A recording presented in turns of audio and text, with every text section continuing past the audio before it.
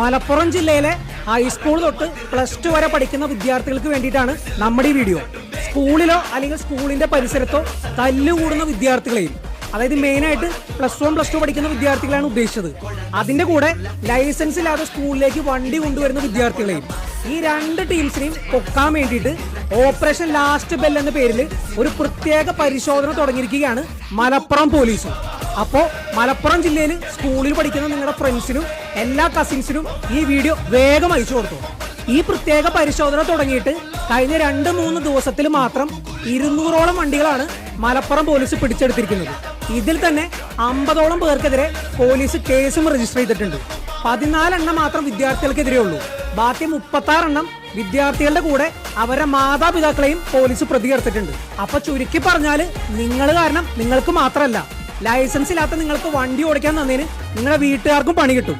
അപ്പോൾ ഇനി